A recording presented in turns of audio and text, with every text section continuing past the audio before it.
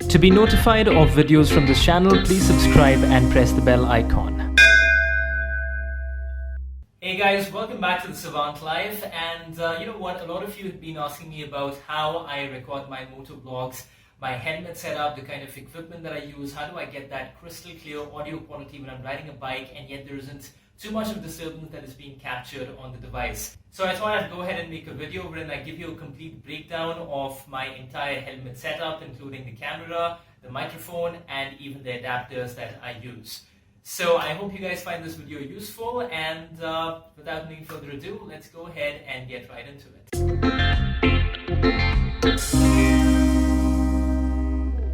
So firstly, the most important piece is my GoPro Hero 4 Silver. This is something that I've had for the last 6 months, pretty much ever since I started motovlogging. And I use this for all of my recording purposes on the bike and off the bike as well. In fact, most of the Q&A video has been shot using this one. But this particular section is being recorded using my OnePlus 3. And if you're in the market for a cell phone that can do some really serious video recording, then the OnePlus 3 or the OnePlus 3T are great options. Alright, now it's time for me to explain everything else that needs to connect along with the GoPro in order to make sure that you're able to record your motovlogs just right. And I have to say at this point of time that the GoPro is a great camera, no doubt about it, but if you're planning to use it in a way that the company does not intend for it to be used, like connecting an external microphone for example, you will have to jump through a lot of hoops and figure out a lot of things on your own, so be ready for that. So first things first, the case. The official GoPro case that you get is pretty much useless if you're going to be using it for motovlogging by connecting an external microphone, because as you can see, it's a great case and it's meant to be used in all kinds of conditions, including underwater. So it has no opening on the side for you to be able to connect a microphone. So as good as this case is, this is pretty much useless for a motovlogger. So what you need to do is you need to get yourself an aftermarket case which has an opening on the side. I think you must be able to see it now. So GoPro makes these as well, but of course, as you can imagine, they sell it for about 4,500-5,000 rupees, which just does not make sense. So I got my case from AliExpress, and you can do the same as well. I think they must be available on Amazon too. So you put the camera in there, you lock in the case, and you see that shut. And behind as well, it has an opening, so make sure that you get the right kind of case. So it has an opening so that you can actually use the touch screen that is available on the GoPro Hero 4 Silver. And then once you do that, as you can see, it has enough space in there for you to be able to connect your mic and also to be able to extract your memory card should you need to do that without removing the case itself. And now you need an external microphone.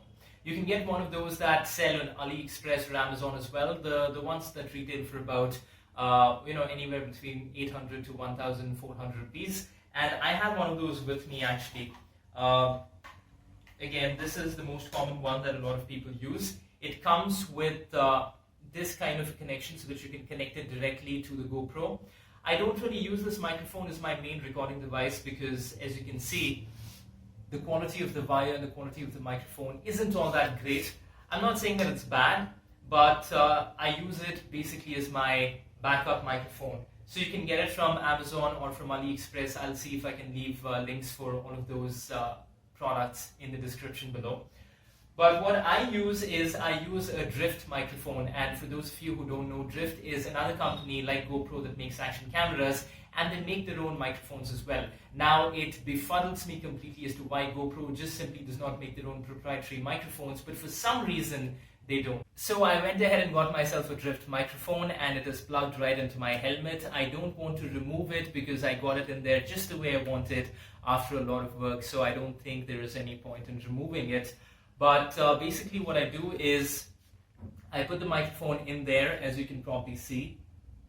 So you can see the microphone over here right near the chin pad, and I take the wire and I kind of seamlessly put it at the back of my helmet, and I bring it out over here on this side, and this is the 3.5mm jack. All of the wires, I try to keep them neatly packed inside at the back of my helmet, kind of like that.